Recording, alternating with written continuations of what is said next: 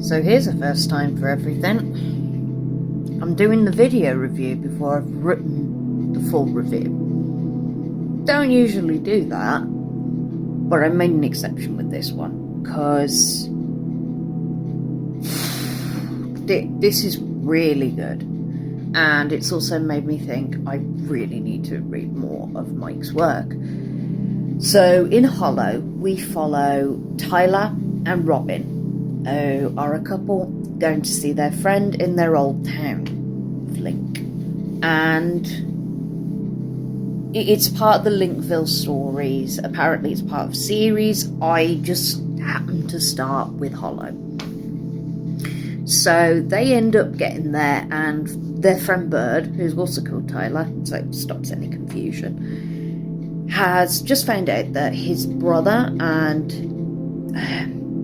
his brother's missus, so sister-in-law, went missing and have been missing for a while now, 2 weeks, 3 weeks, and the police aren't willing to do anything. However, there has been evidence where he thinks they might be.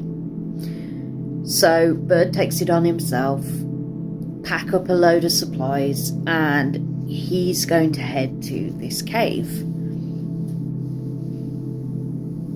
And he gets there. It's kind of like a Underground Railroad kind of situation. He finds a hole. I'm not going to lie to you, I have two big things that I really cannot stand. And one of them is tight, close spaces. I really cannot stand them. I could not go in a cave like this. I could never. Like, when you see people that go in caverns that are like teeny weeny holes and they're smushing their way through and they don't know what could be on the other side, or if there's another side, or how long they get, that would send me bonkers. Plus, the other aspect is time.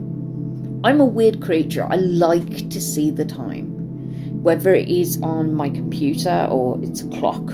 It's just ingrained in me. I like to see time. I like to know the time. So imagine being trapped underground in this massive cave with loads of like labyrinth kind of mazy style dips underground, under rocks, and you have no idea if you're going to get out. You have no idea if Tyler is going to get out with Robin, or if Birdie is actually going to find his brother and his sister-in-law. But through this story, it doesn't just hold on to the fear of claustrophobia and the fear of small spaces. It's also the fear of the unknown, the nightmarish visions that Mike puts in your head.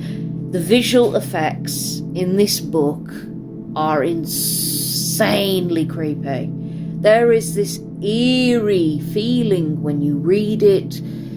There are aspects to this story that are so surreal that you start to question what's reality and what's illusion. You start to wonder if there's something more.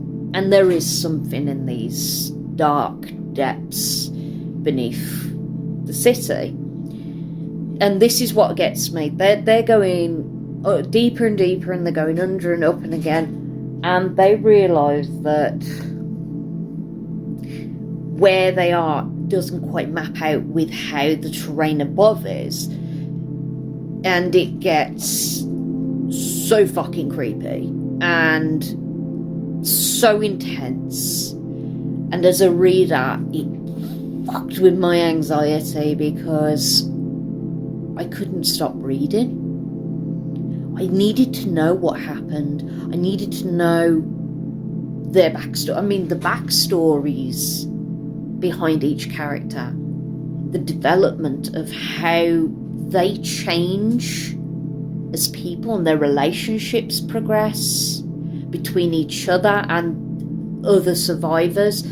It almost feels like, okay, so it's a cross between Time Trap which was far-fetched, but you know, let's just ignore the ending. So it's like time trap mixed with The Descent, so that eerie horror vibe, the unknowing of like the whole bizarre aspect of these different spirits, creatures, whatever you want to call them, just popping up and making their lives hell. The eeriness of, if you are not a fan of the dark, it will fuck with your head.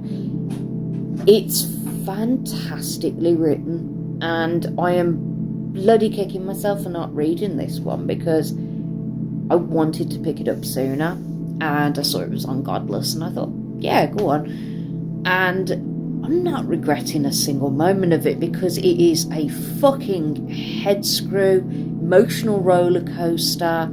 You feel for the characters. The story develops almost like a role play kind of game. It feels like a survival game. It almost has kind of Manamedan kind of style to it, and I love the writing. And it just gets darker and darker as you go along, and it's so hard to put down.